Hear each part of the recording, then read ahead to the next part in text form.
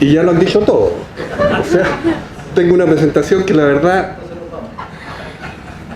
como me pasó la vez pasada, vi la primera, no me gustó la que hice yo.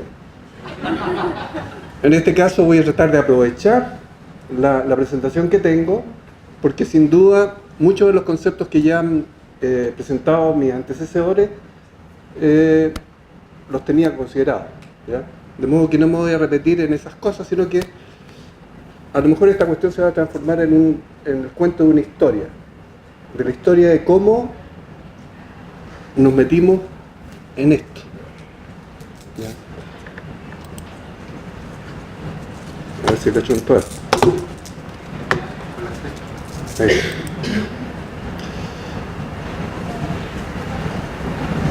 Algo que ya se dijo, estamos hablando del BIM fundamentalmente porque alguna autoridad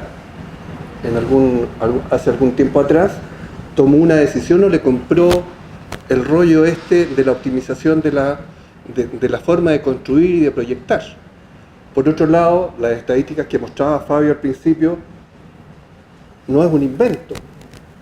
O sea, nuestra ingeniería, el área de construcción ha ido pero sistemáticamente quedándose respecto del resto. ¿Y qué es lo que hemos hecho? Estamos ahí tranquilitos en la zona de confort. El Estado, ¿qué le interesa? Bueno, se lo comentaba antes en el coffee break a algunos colegas. Después de esta presentación probablemente tenga que buscar pega, pero lo voy a decir porque en el fondo el hecho que nosotros hagamos un análisis o un diagnóstico descarnado de lo que pasa en nuestro estado permite identificar dónde podemos poner los énfasis y mejorar un poco este tema, digamos, ¿ya? Me van a disculpar, ando con un poco de alergia. Si ustedes se fijan, el temario tenía un montón de cosas que en definitiva van a haber un montón de slides que las voy a pasar, ¿no? Pero... ¿Se apagó? No, verifique que está prendido. No está prendido porque no se escucha. De repente.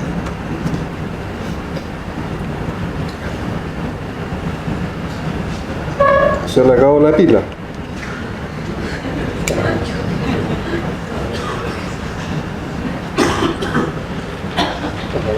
Bueno, voy a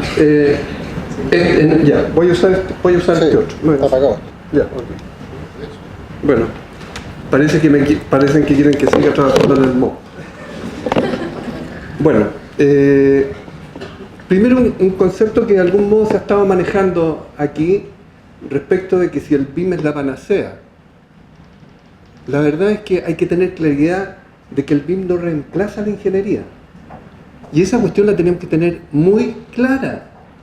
O sea, nosotros podremos manejar estupendamente un software, pero resulta de que si no tenemos el criterio como para plantear una solución, voy a decir cualquier cosa, en vialidad urbana, si desnivelamos esta calle o esta otra, cuál es el efecto que tiene sobre el entorno, si no tenemos esa visión que es ingeniería, ¿de qué sirve tener un modelo?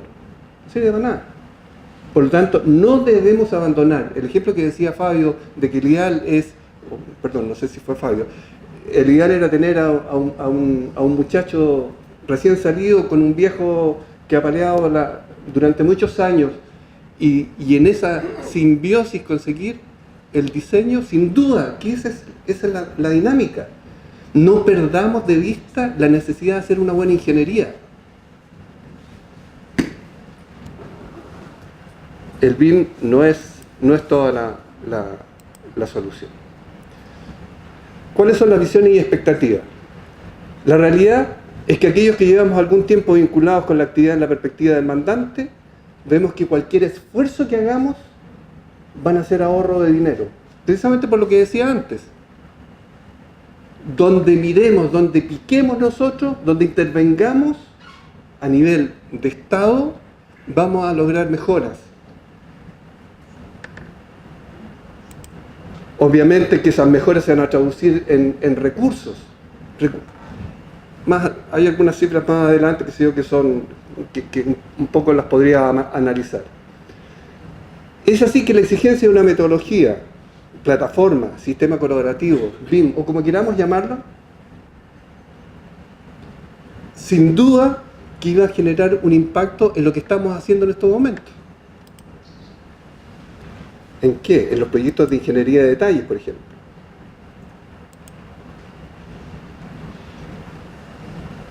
¿Por qué?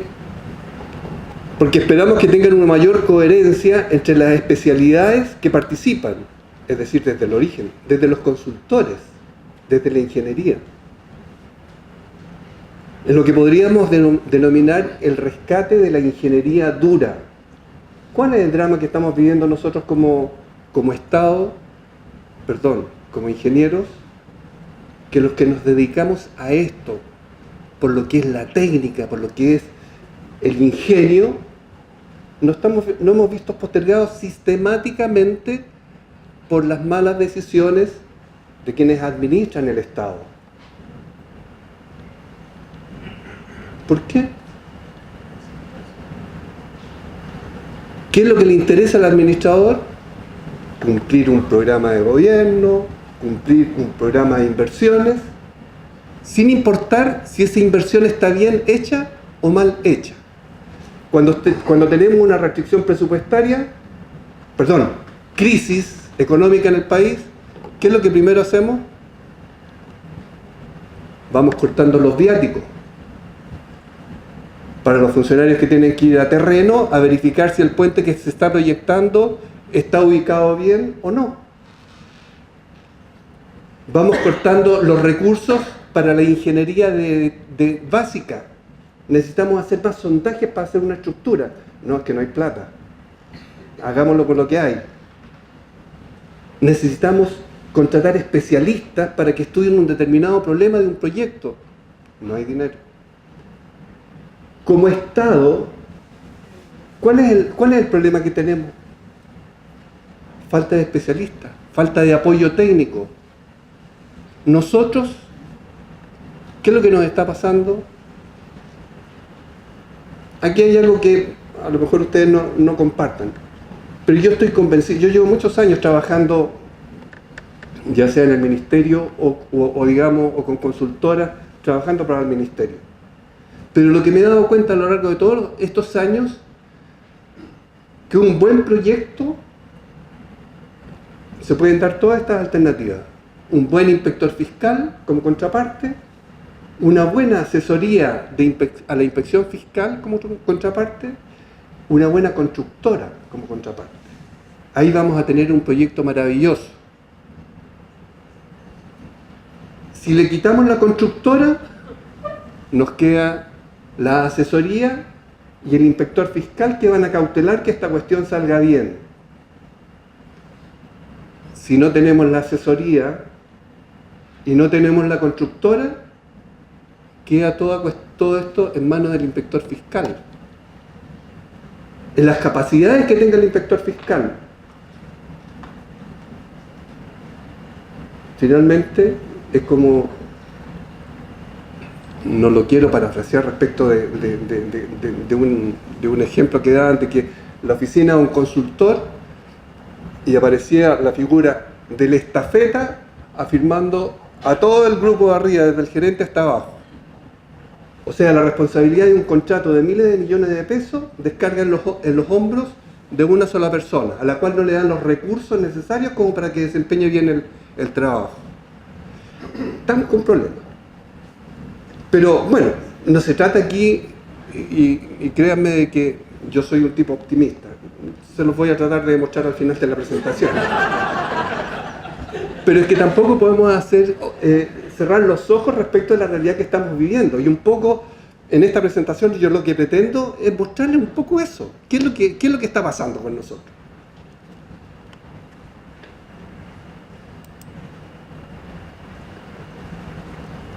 Parte de los argumentos que se dan cuando uno va a pedir dinero, porque, oye, me falta un especialista para poder revisar túneles. Por ejemplo, el proyecto que están desarrollando ustedes. Resulta que ¿cuál es el apoyo que tenemos nosotros como ministerio, perdón, como concesiones para contrapartear a los túneles? Se supone que hay un departamento de túneles en la dirección de vialidad. Cuando empezó el proyecto, los dos profesionales más viejos se jubilaron. ¿Quién llegó? Hay una niña, una dama, qué sé yo, que se integró, pero que tiene los recursos para hacer contraparte, tiene modelos para poder verificar si las propuestas de cálculo corresponden o no corresponden. Afortunadamente tenemos el metro. En el caso del proyecto de AVO 2, porque resulta de que ellos tienen experiencia. Por lo tanto hicimos, dado que, y aquí quiero resaltar el proyecto de AVO 2, porque a pesar de nuestros problemas en la ingeniería, estamos haciendo proyectos realmente de nivel mundial. Yo lo he conversado con algunos de nuestros amigos proveedores, digamos, de extranjeros, y realmente un proyecto como el de AVO 2 no se ha hecho en el mundo. Y eso habla bien por la ingeniería chilena, o por lo que están haciendo. Afortunadamente, caímos en manos de alguien que está disponible a hacer todos los esfuerzos porque esta cosa salga bien. Y eso es importante, la actitud que tienen los receptores, en este caso las concesionarias. Si nosotros contamos con concesionarias que reconocen que el uso de esta herramienta les va a entregar beneficios, la cuestión va miel sobre hojuelas. Yo lo que te quería pedir, Cristian, es, al término de mi presentación, ver la posibilidad de que tú les muestres el modelo, qué es lo que vende, digamos, por tu celular o no sé. Vean la posibilidad de mostrar un poco el BIM que se está en desarrollo en estos momentos. Realmente vale la pena para que nos entusiasmemos. Si en realidad estamos por acá cayendo, como siempre, cayéndonos, digamos, del continente, sin embargo, todos nos están mirando. Todos nos están mirando.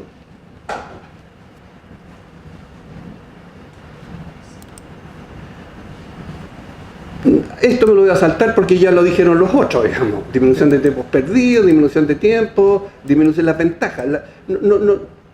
Aquí, esto es importante, mejores ofertas económicas para los contratos concesionados. Sin duda, esa es nuestra pretensión como Estado, es tratar de dejar de dilapidar y ayudarlos más bien a ahorrar. Porque el ahorro que ustedes tengan se va a transformar en un ahorro para el Estado.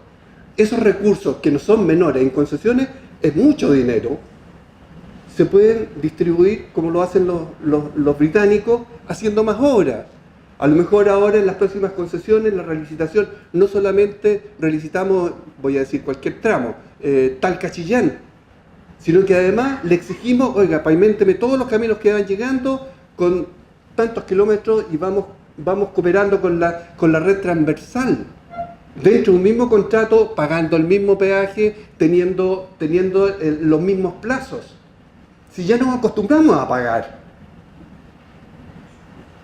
No voy a comentar de algunos errores que creo que digamos nos van a complicar en futuras concesiones, pero en el fondo esa es una optimización de lo que hace el Estado. Y ahí es donde nosotros tenemos que poner la apuesta, ¿ya? Muchas veces, perdón, y discúlpeme que vuelva un poco atrás, simplemente para... La justificación que nos dan algunos de nuestras autoridades, o jefes, no sé cómo llamarlo, cuando uno le va a pedir recursos, es lo óptimo es enemigo de lo bueno. Por favor. Estamos hablando de ingeniería. ¿Cuáles son las consecuencias que tiene en estos momentos un mal anteproyecto referencial para nuestras licitaciones? Que los proyectos concesionados, equipo profesional más importante que tiene la concesionaria son los abogados.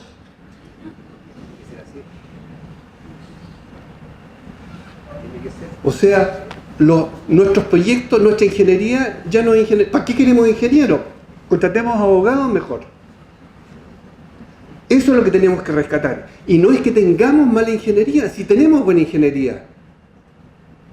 Pero no nos dejan hacerla. Ese es el problema. No nos dejan. Eso es lo que tenemos que revertir. Y ahí tenemos responsabilidad nosotros, los técnicos.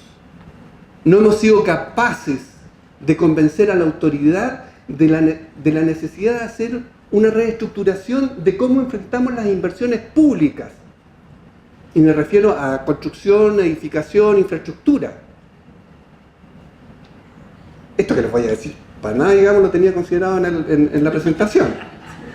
Pero a más de alguna autoridad de gobiernos anteriores, y la verdad es que el que se me cruza por delante se lo digo, hay que pensar cómo resolver el tema. ¿Y qué es lo que pasa cuando estamos con restricción, con crisis económica? Vamos cortando parejito la reducción presupuestaria. Se cayó la capacitación, se acabaron los viáticos, se acabaron los apoyos de asesores especialistas, finalmente vamos bajando todo. ¿Qué es lo que deberíamos hacer? Esta es una propuesta. A ver, ¿cuánto costará una pavimentación de 20 kilómetros de camino, un cambio de estándar?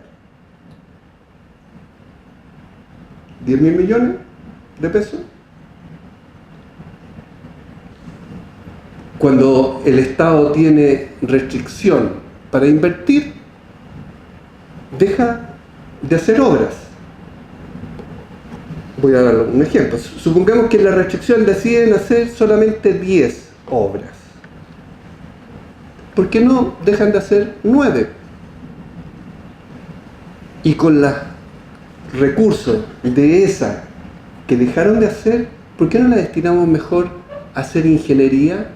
Buena ingeniería, aprovechar ese momento que se da de los tiempos. Ya no andamos apurados en el cronograma de licitaciones, en el cronograma de inversión. No tenemos dinero para invertir, pero es la oportunidad como para que nosotros hagamos buena ingeniería. Gastémonos la plata en hacer buenos proyectos, de tal forma que cuando pasa la crisis, a la autoridad se le presenta un abanico de buenas posibilidades, de buenos proyectos, de proyectos que no tenga que actuar después un abogado para sacarle utilidades. ¿Cuál es el objeto del BIM? Revertir esa situación. Es una forma de trabajar. Es una forma de trabajar que ha sido perversa, la que hemos llevado hasta el momento. ¿En qué sentido? En el sentido de que los costos y los apuros con que se licitan los contratos hacen de que el jefe de proyecto que se presenta en la oferta técnica sigue haciendo labores de tratar de ganarse otras propuestas. Y el diseño queda en manos de los dibujantes. Y cuando una contraparte, un inspector fiscal o un grupo, digamos, del ministerio hace observaciones para que las atiendan, esta cuestión empieza a iterar y no se aprueba nunca. Y tenemos proyectos que en definitiva tienen 15 iteraciones. ¿Saben ustedes cuánto, de acuerdo a las fases de licitación, se demora cada iteración? 42 días. Así que vean ustedes el atraso que tienen algunos contratos. Cuando hablamos del beneficio de trabajar en BIM, la verdad es que el primer beneficio va a ser la aprobación, eso es lo que creo yo, del diseño. Las iteraciones, tengo la ilusión, y aquí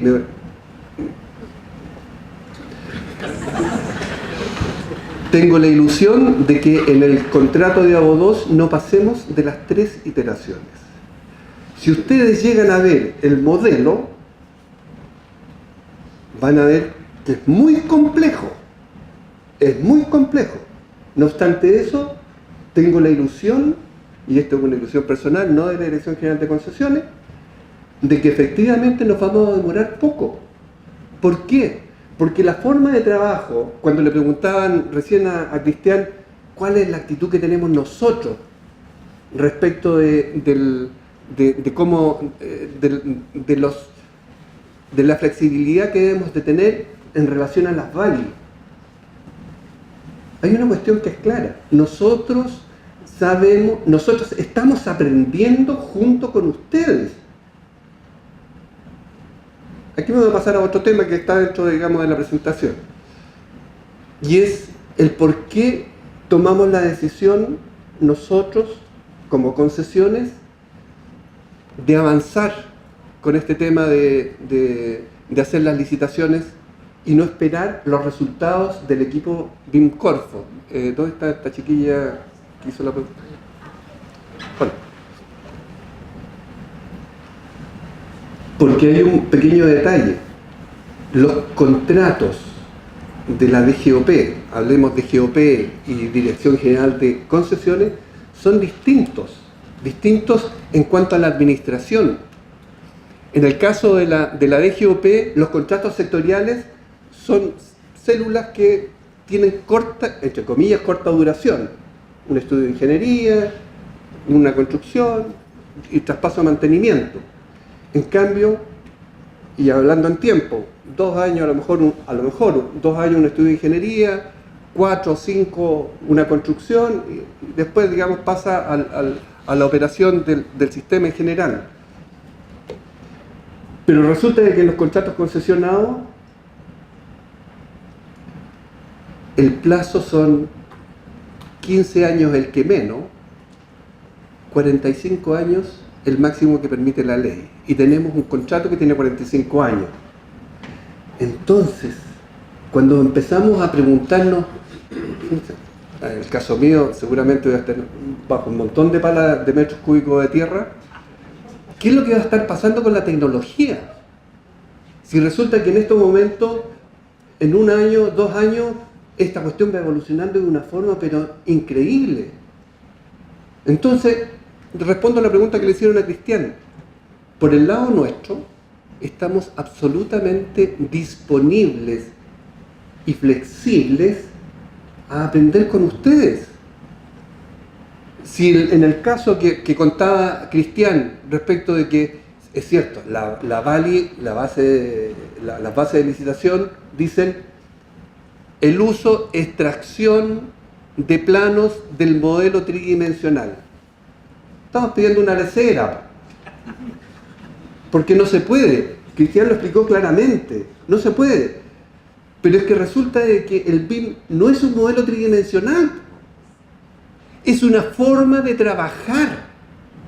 Es como sacamos nosotros la información, si no importa. Si al final a lo mejor la información la sacamos de una planilla Excel.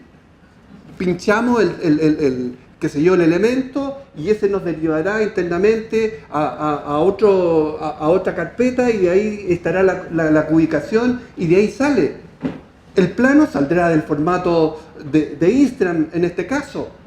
No que uno agarre, como ocurre en Revit, qué sé yo, que uno hace un corte y lo que mueva y eso sale. Maravilloso. Pero aquí no se puede. Estamos aprendiendo. Por lo tanto, en esa actitud de aprender, tenemos que tener la flexibilidad suficiente como para que esta cuestión funcione.